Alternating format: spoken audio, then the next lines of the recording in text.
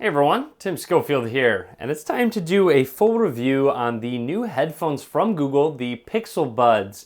Now a lot of people are saying this is their answer to Apple's AirPods, and it's really not because there's a cable connecting them. So it's in a different category. Some people like having that cable to connect behind their neck, so others just don't.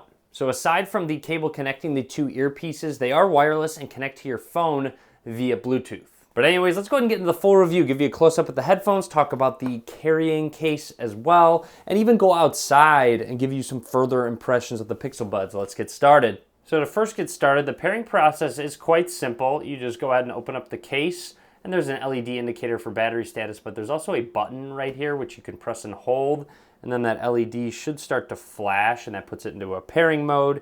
And then just go ahead and set it up next to your phone. That does have Bluetooth on, and I will say, sometimes it can take up to 20-30 seconds for the icon to actually show up. So I'm gonna count and I'll be right back. Okay, so it took around 19-20 seconds for this icon to show up, and it's actually pretty simple. You just hit tap to connect, and it's going to very easily connect to the Pixel Buds. Next, I want to take a look at that soft cloth carrying case, which is charged by USB Type-C. It does have magnets on the lid to help keep it closed. And then once you flip it open, like I said, that LED indicator for battery. And there are magnets in the case and at the bottom of your earpieces, those two links that actually line up and help them stay secure. And I will say, when I go ahead and want to put them away, all you really have to do is go ahead and just slide it in one and another, and then just line these two cables up and bring them around, pop them up like so, and then you can go ahead and close it. And there was a learning curve for that, for sure. So it was frustrating at first, and it still is a little bit of a cumbersome process, but it does work once you get used to it. Here's also a close look at them. You'll see it does have a G on the side, and here is a look on the inside. Now, how do these stay in your ear?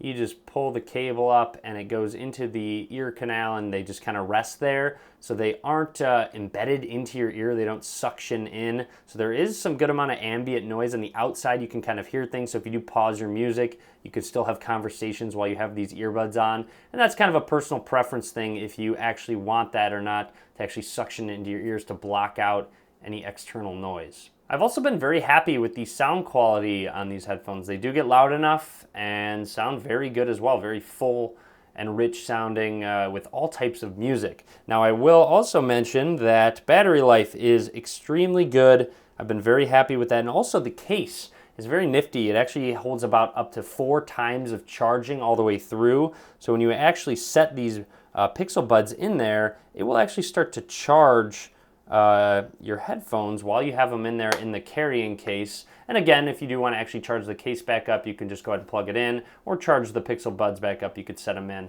And this LED indicator is green, letting us know that battery life is pretty full right now. Now, I want to go ahead and go outside and talk more in depth about my experiences with the Pixel Buds. And I know you guys are going to ask, I'm going to be using this Yi 4K Plus action camera with the gimbal, and I can link to them down below for you guys. So you'll see I'm walking outside. It's a little cold out, but I do have a jacket on, and on the back I want to make note that the cable is actually not very flexible.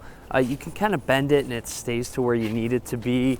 However, I find that when I wear a coat and I have it zipped up, it can kind of catch on the back, which is a little annoying. When I'm not wearing a coat, it's not that big of a deal, and a lot of times you just kind of have to form it to go back every single time you wear it, because it reforms every time you wrap it up in that case. Few media controls on the right side, only the right side. You tap to play pause, so my music just paused right now.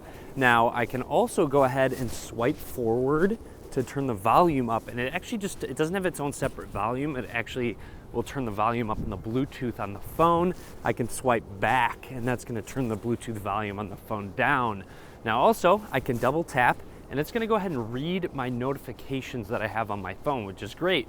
And if it reads me a text message notification, I can just go ahead and press and hold and start talking, and it's going to go ahead and respond to that message with that within a few seconds. Now also, I can just go ahead and press and hold. What's the weather like right now? And that actually activates the Google Assistant, and I can press and hold talk, and it's responding to me right now. And that's it for your controls on the right ear. It is a bummer that you can't use both of them. I kind of wish they just used both sides, because sometimes I have something in my right hand and want to go ahead and use an activation control, and you just got to switch. So it just would have been nice to have both.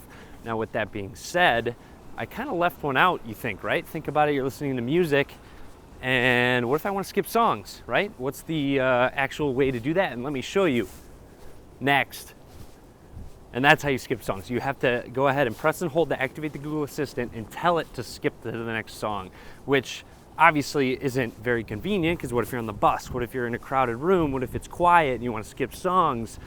That's not an option. You have to press and hold and hit next, or go ahead and reach into your pocket, grab your phone, and go ahead and hit next on your phone, which is very cumbersome, and that alone makes me not want to buy these headphones. It's kind of weird, but something that simple is just too much of an annoyance. So I would just not recommend these because of that simple thing.